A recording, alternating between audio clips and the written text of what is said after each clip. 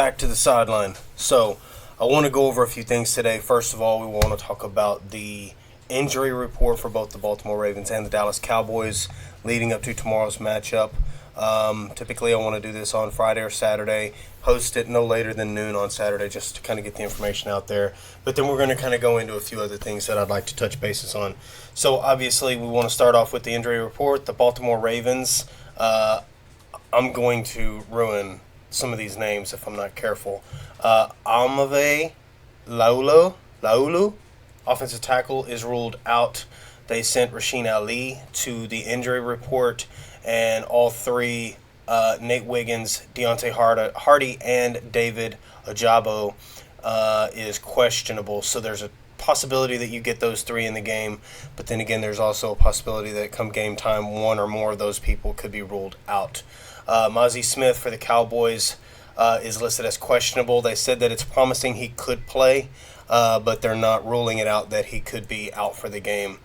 John Steven Jr. looks good.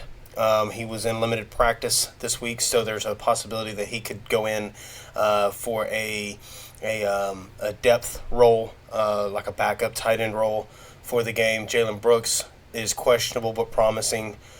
Jordan Phillips is injury reserved, and Darrell Johnson is injury reserved. Now, the great news is that you don't see a name on here that was on this list last week, and that would be Jake Ferguson. Jake Ferguson was a full participant yesterday. They anticipate that he can play, and we're not exactly sure if that's going to be with a brace or if that's going to be just full, go out there and do what you do. We're hoping that we get a perfectly healed Jake Ferguson so that he can do all of the things that he needs to do and get back to what he does well with Dak Prescott. Now, the big thing that I wanted to kind of go over and emphasize on is this division is not set in stone yet. There's no outright leader in this division. For instance, week one, Eagles came out first because they played on Friday night, and they won. And everybody praised them and said, the Eagles are going to win this division. Look what they did to Green Bay. Albeit, Jordan Love got hurt at the end of that game. The Eagles looked pretty good. Even on a field that was terrible in Brazil. They still managed to come out with a win. They did what they needed to do. And that was technically a home game, but it wasn't. So, it is what it is.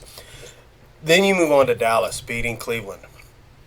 Leading up to that game, they said that there's a lot of questions about Dallas because Dallas did not get younger. They brought in people on a discount off of free agency late in the offseason, so those people didn't have a chance to work with the team and get the reps that they needed going into the season, as well as some of your stars didn't play in the preseason, or should I say, none of your stars played in the preseason, so they were worried about the rapport. They were worried about the rhythm, the ability to work well together in the NFL level at a high level. And unfortunately, you kind of saw that late in the Cleveland game, and you saw it all week last week against the Saints. So the fact is that anything can happen. You turn around and you look at the Eagles played on Monday night, and they lost pretty moderate fashion late in the game to throw an interception on a game-winning drive where all you really needed to do is get a field goal. That really, really sealed the deal for them about how they managed the opportunity. They didn't show the chemistry with each other that they needed to be able to make that last drive work out and come away with points. Instead, they turned the ball over, sealing an Atlanta Falcons win.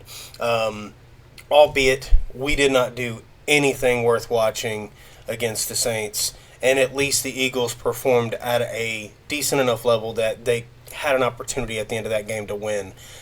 We were never in that Saints game. I think a lot of people took the Saints a little lightly, and I think that caught up to them. Outside of that, the Eagles are going down to New Orleans to play the Saints tomorrow, and we'll get a chance to see if that Saints team can do the same thing against the Eagles that they did to us not even a week ago. So that's going to be a pretty interesting thing tomorrow to see. We'll be beginning our live stream at around 12 o'clock, so if you want to come in and watch the early live stream, that'd be great. I'm going to have the scores up for both the Eagles and the Giants game so we can kind of keep track of what those scores look like from a distance, see how serious Cleveland is against New York, and see how serious New Orleans is against Philadelphia.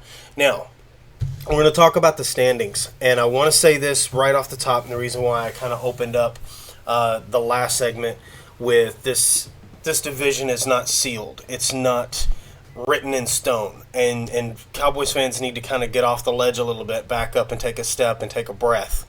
The Washington Commanders are in the lead in this division right now, and you'll ask, but how? Well, here's how. They actually won a real home game against a divisional opponent. They beat the New York Giants last week at home. Oh, it was such a terrible game, right? Somebody had to win.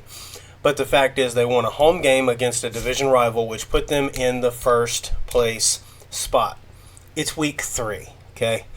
The Eagles are not great. The Cowboys are not great. And Washington is definitely not great. It's there for the taking. So, step off the ledge.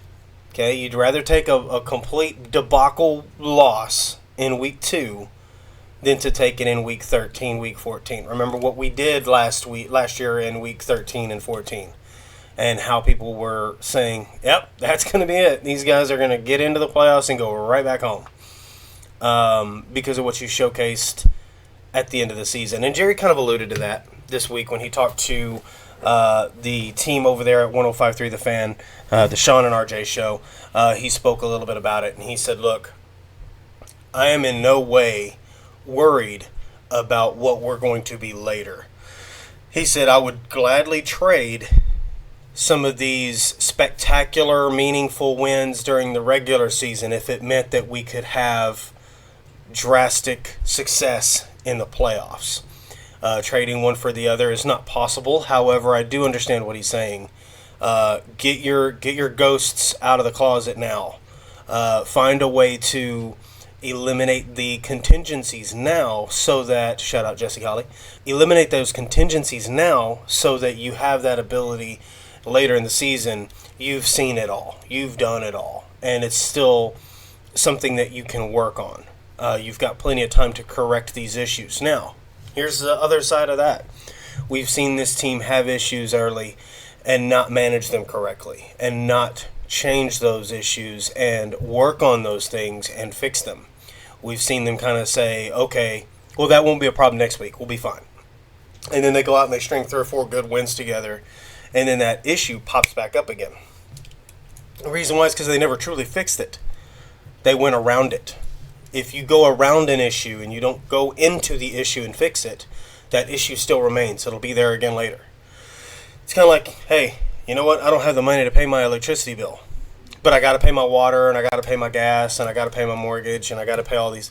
Well, your electricity bill still isn't paid. You get through to the end of the month, and you're like, we're good. Everything is fine. We're good. And then the electric company comes and shuts your electricity off. Oops, the issue's still there. So right now, our run game needs to be figured out on both sides. We need to be able to run the ball on offense, and we need to be able to stop the run on defense. Those two issues still are a factor, and I'm still very concerned about it. The truth is, any one of these teams can win the division. All of these teams, on the flip side, have the ability to lose this weekend. I definitely don't believe the Giants are going to be able to beat Cleveland. I think it's safe to say. I think there's a real possibility that Baltimore comes in here on 0-2 and says, not today. And that's where, like I said, I just talked about it, your run game. You've got to be able to run the ball, give your defense the opportunity to rest and get ready for the next drive, because they're going to need all of the energy they can get against Lamar and Derrick Henry. And you've got to run the ball, own the time of possession, and limit the amount of time that Lamar Jackson has the ball in his hands. And you're going to have to stop the run. That means that whatever scheme you can come up with, Eric Kendricks, Micah Parsons, Neeland, DeMarcus Lawrence, you guys are going to have to step up. You're going to have to sack up. You're going to have to nut up. You're going to have to pull your big boy pants up around your belly button and get going. And it's going to be a long day. It's going to be a big game. But you have every possibility of losing this game, whether it's by an inch or by a mile. Philadelphia could absolutely lose to New Orleans. I can see a spot on that New Orleans defense that's going to give Philadelphia hell. And it's going to be that secondary. Marshawn Lattimore, he's back. So between Tyrann Mathieu and Marshawn Lattimore, they're going to give Philadelphia hell. So good luck. You're going to be running the ball. You're going to have to run the ball. And how in the world Saquon Barkley is going to break up that defensive line front, I don't know. It's going to be an interesting game. I'll be tuned into that. We will be live streaming again that Philadelphia and that New York Giants game. But Washington travels to Cincinnati. I absolutely don't believe that Cincinnati is going to fall to Washington when they're 0-2. Any more than I believe I can give Dallas a certainty win because they're playing at home against Baltimore. But what I will tell you is, out of all 4 of those games, I believe Dallas has the best chance to win this week, given the fact that they're playing at home. That's the only good positive thing about this division this week for any team, is that the Cowboys are playing at home. The rest of these teams are absolutely more likely to lose, I believe, than the Cowboys. So you've got a shot there to be a little bit happy. And then I'm going to give you a little bit of a tidbit of information going out of this video leading into tomorrow's game. Dak Prescott is undefeated against 3 teams. All 3 teams that he's undefeated against are on the schedule this year. And one of them is Baltimore. Go Cowboys.